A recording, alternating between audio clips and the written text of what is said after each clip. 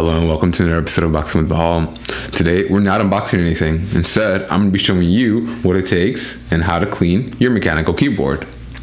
Let's take a look at that. Over the course of the last year, this keyboard has been getting progressively dirty and it is now time to clean it. First, before you even begin anything, you're going to need a few supplies.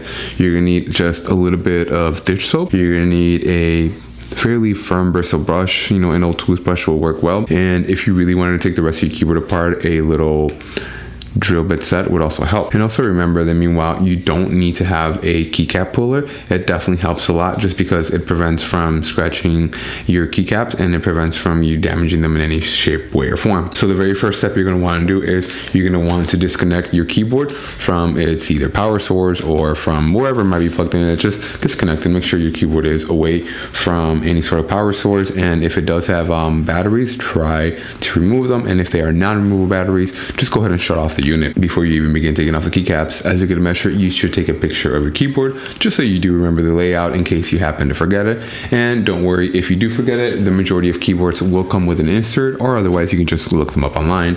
But without further ado, let's go ahead and begin.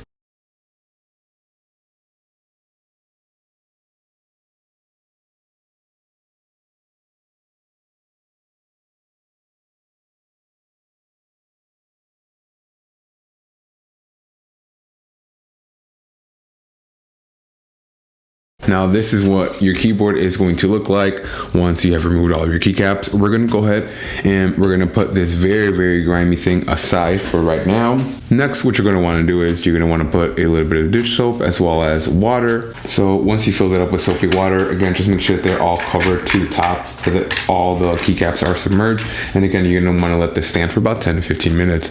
You know what, guys, after giving this thing a closer inspection, I have determined that I do indeed need to pull the switches just because it's fairly dirty. There's a lot of debris that is caked on there, and I really just want to get in there.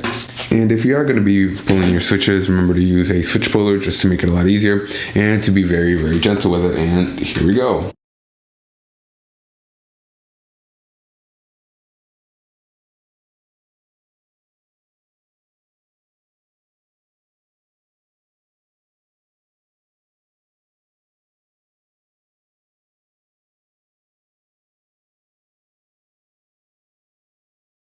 Here is what it would look like once all of your switches are taken off. And again, I was firmly under the impression that I was not going to have to remove my switches, and just be very careful, as I did have a casualty while removing the switches. As careful as I thought I was being, I went ahead and I bent one of my pins, and I cannot straighten that one back out. I crinkled it up completely like a little mini accordion. You can take some of your soapy water that you were working with earlier today and just dip one of your microfiber cleaning cloths in there.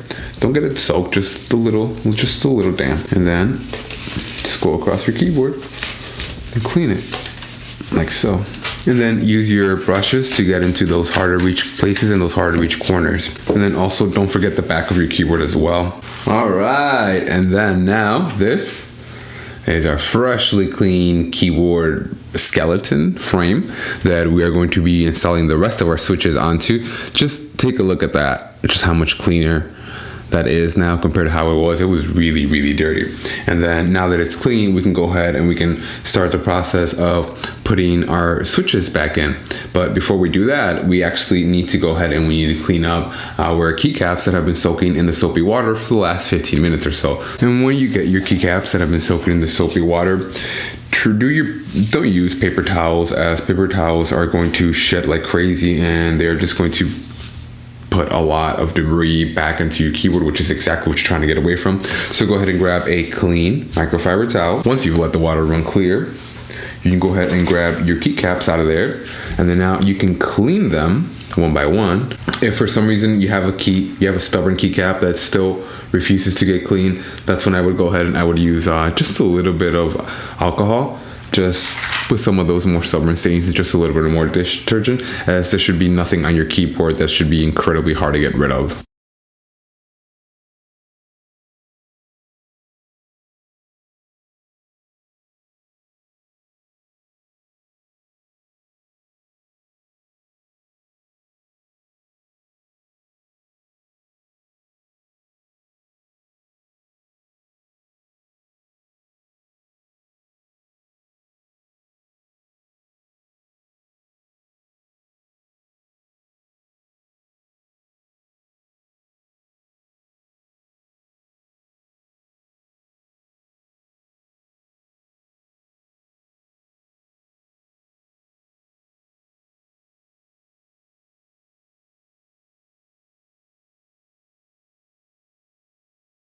Once you make sure that your keycaps are fully dry, go ahead and install your switches back in there. Make sure you don't bend the pins. Make sure you keep them straight, as it's very, very easy to bend them. I've already bent quite a few of them.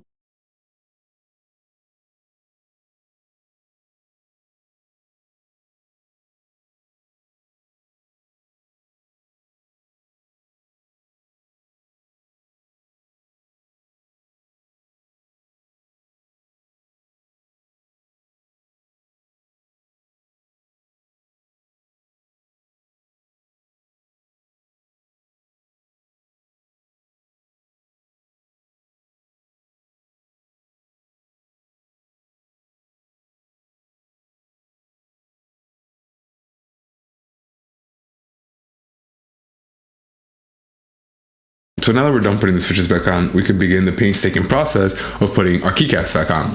Now, hopefully you either took a picture or your keyboard came with one of these.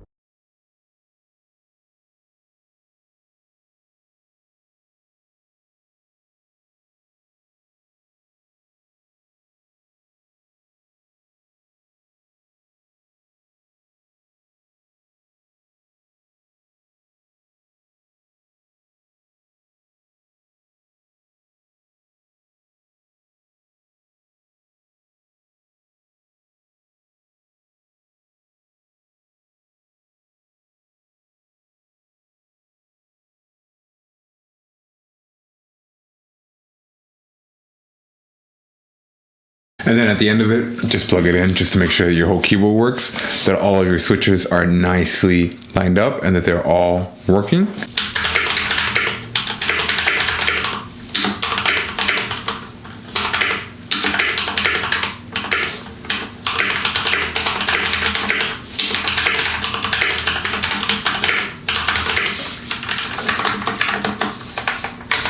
Go ahead and leave it in the comments. What are your thoughts on this? Did I miss anything? What could have I done to make a better job? And as always, thanks for watching.